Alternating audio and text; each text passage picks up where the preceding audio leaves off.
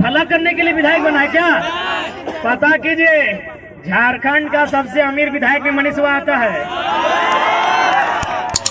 ये देखा कि हजारीबाग में टोल रोड नहीं है इसका विधानसभा में ना, ये जाके डुमरी का टोल प्लाजा इसी का है।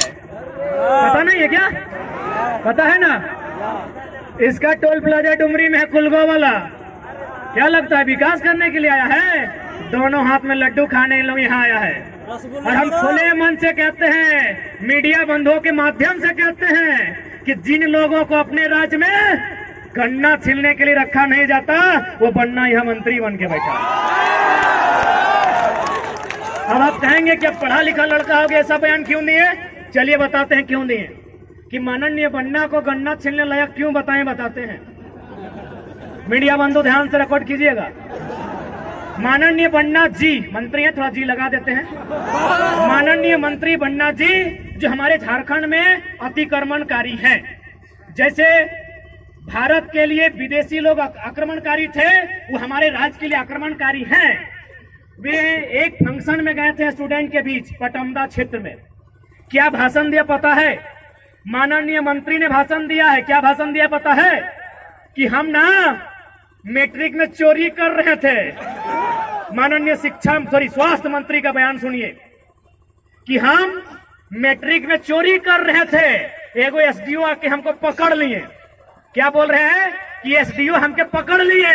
आज वो एसडीओ मेरा सेक्रेटरी है, हम मंत्री बन गए। अरे यार, ऐसा उदाहरण देगा? इतना बोका आदमी, इतना बेकार आदमी कैसा उदाहरण दे रहा है? यानी स्टूडेंट को बोल रहा है कि काहे पढ़ाई लिखाई में समय गवा रहा है, चोरी उरी करो, बनना गन्ना छीलने लायक नहीं थे, बनना बन गए हैं। मंत्री जी का बयान है। इसलिए आज प्रत्येक नौजवान को उस दर्द को आभास करना होगा, आपके माँ के उस सपने को आभास करना होगा कि किस प्रकार माँ ने जूठन खा के अपने पुराने गहने को पड़ोसी को गिरवी रख के आपको हजारीबाग रांची पढ़ने के लिए भेजा है। आपको पिता के उस सपने का ख्याल करना होगा कि इस प्रकार फटी धोती फटी गमछी में खेती करके पैसा जुगाड़ करके आपको हॉस्टल पढ़ने भेजा है। इसलिए आज नौजवानों, आज समय है उलगुलान का, आज समय है जागरूकता का, आज समय है इस लड़ाई को एक दिशा देने का। वरना क्या शौक था 2 बजे रात तक? देखें, हम कंटिन्यू साल भर से देख रहे हैं, जो नौजवान 2 बजे रात तक जागते थे, चाहे नौजवान हो या नौजुवतियां हो, जो रात को इसलिए जागते थे, आंखों में इश्क के सपने लेकर जागते थे, आज 2 बजे रात कहते हैं दादा काल कहां आंदोलन हो। जो इन आंखों में इश्क के हसीन सपने सजाते थे, आज वो नौजवान, वो नौजतियां पूछती हैं कि दादा कल कहां आंदोलन है। यानी समय की मार ने आज एक युवा जो अपने सुनहरे भविष्य के इरादे लेकर आज हजारीबाग पढ़ने आया है, वो एक सपना लेकर गांव वापस जाता, आज वह क्रांतिकारी, आज वो इनकलाबी हो चुका है, तो कहीं ना कहीं इसका दोषी ये गवर्नमेंट है। कितना दुख में है ये छात्र। रांची गए थे, फिराया लाल के आसपास हमारे 2 साथी रहते हैं।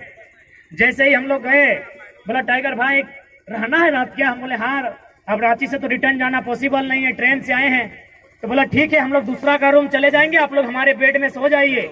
हम लोग 1 बजे रात को जब उठकर देखे, ये कोई हम डायलॉग नहीं कह रहे हैं, जो भी बात हम कहते हैं अपने जीवन में घटी घटनाओं को कहते हैं। जब रात 1 बजे उठकर देखे कि वो दोनों साथी कहाँ गए हैं, यकीन मानिए उस पलंग के नीचे सो रहे थे।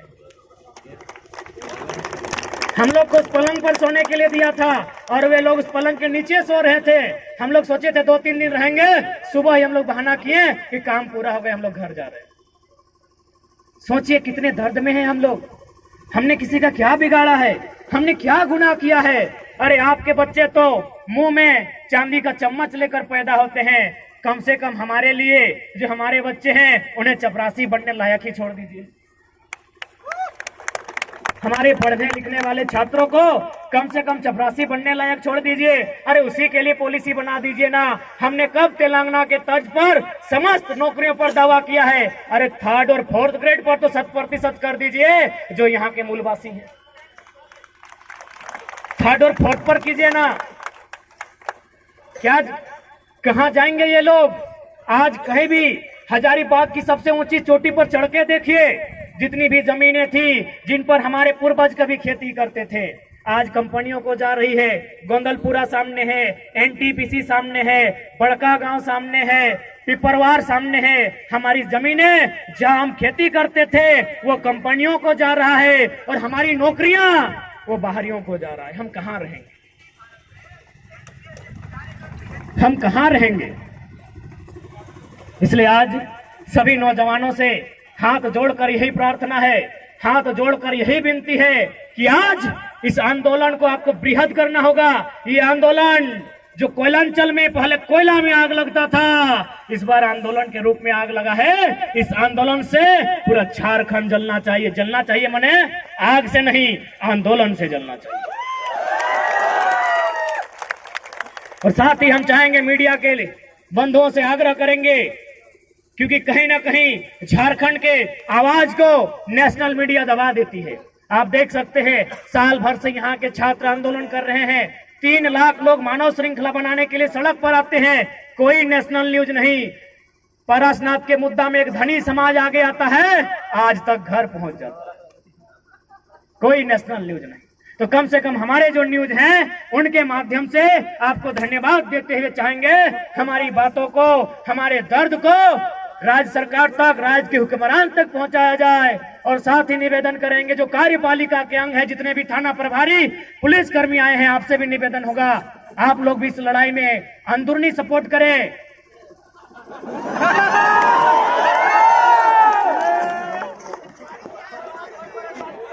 रात भर परेशान किए, क्या मिलेगा परेशान करके? हम लोग तो ऑलरेडी परेशान हैं।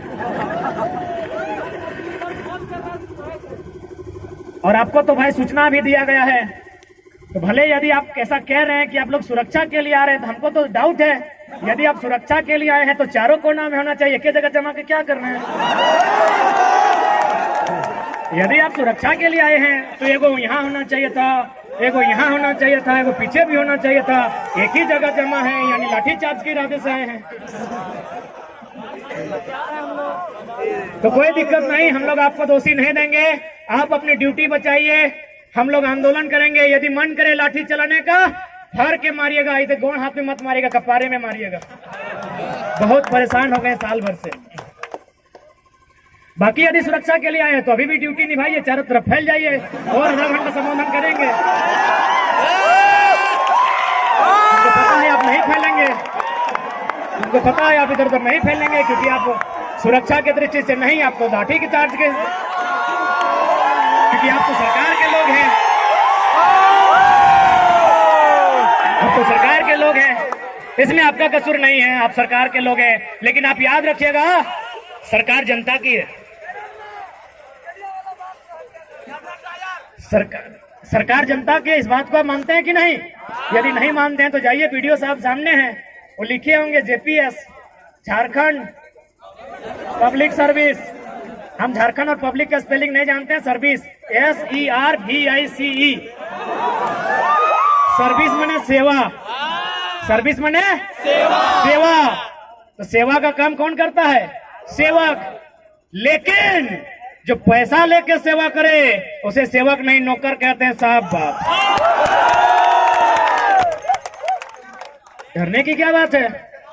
भारत का संविधान कहता है, of the people, by the people, for the people. जनता को, जनता के लिए, जनता के द्वारा। अतः इस देश में यदि किसी को सजा होनी चाहिए, यदि किसी को सूली पे चढ़ाना चाहिए, यदि पुलिस की लाठी किसी के कपार पर बजड़नी चाहिए, तो देश के सांसदों के ऊपर, देश के संसद के ऊपर। क्यों पता है? क्योंकि भारत एक संवैधानिक देश है और संविधान की रक्षा करना सांसद की रिस्पॉन्सिबिलिटी है। और संविधान का जो प्रियम्बल है, प्रियम्बल कहते हैं ना, थोड़ा कम पढ़ा लिखा है ना हम लोग, पढ़ा लिखा तो मंत्री लोग है ना, सब 10वां पास है। भारत का प्रियम्बल क्या कहता है? हिंदी में उद्देशिका, न प्रार्थकन, उद्देशिका। अंग्रेजी में प्रियम्बल, हिंदी में उद्देशिका। वह पन्ना क्या कहता है? हम भारत के लोग समाजवाद, तो थाना प्रभारी सर, समाजवाद का मतलब होता है सभी बराबर। इसीलिए पहला लाठी संसद में जो लोग बैठे हैं उन पर चलाइए, क्योंकि वो सारा जमीन कहीं अडानी को, कहीं अंबानी को, कहीं टाटा को, कहीं बिरला को, कहीं वेदांता को बेच देना चाहते हैं। तो यदि आपको गुस्सा लगता है, तो यदि आपको अपना गुस्सा, आपको सिंघम के तर्ज पर अपना मोछ घुमाने का मन करे तो संसदों पर लाठी चलाइए, मजा आएगा। गद्दार वे लोग हैं कि भारत के संविधान को तार तार वे लोग कर रहे हैं। संविधान की सभा में बैठे हैं, राज्यसभा लोकसभा में बैठे हैं और कानून बना रहे हैं अडानी के लिए, कानून बना रहे हैं अंबानी के लिए, कानून बना रहे हैं टाटा के लिए, कानून बना रहे हैं उषा मार्टिन के लिए। तो इसलिए अगर लाठी बजाने का मन कर रहा है उन पर बजाइए। और देखिए, आज ही फिर से 12 को वैकेंसी रद्द कर दिया गया है, अभी तुरंत। इसीलिए रद्द किया है कि माननीय मुख्यमंत्री की साली साहिबा वैकेंसी नहीं भरी है, इसलिए रद्द किया गया है कि बाकी जो मंत्रीगण हैं उनके बेटा की दोस्त की गर्लफ्रेंड फॉर्म नहीं भरी है। उनको क्या बुझाता है यार, वो तो हमको समझ में आता है ना कि पहले तो भाई लोग, अब बहन लोग भी घर से बाहर आ गई है कि एक नौकरी लेकर घर आएंगे, हजारीबाग में पढ़ेंगे, लॉज में रहेंगे। वो बहन जो कल तक उसको शॉपिंग करना अच्छा लगता था, आज शॉपिंग से बचाकर अपना ट्यूशन में खर्चा कर रही है। तो आपको क्या समझ में आएगा? इसीलिए तो कहते हैं समझ में उसी को आएगा जिनके घर के बच्चे आज हजारीबाग रांची में जाके एग्जाम की तैयारियां करते हैं, जिन बच्चों का बाल पक गया हो, जिनकी आंखों की रोशनी चली गई हो और जिनका पेट बढ़ गया हो।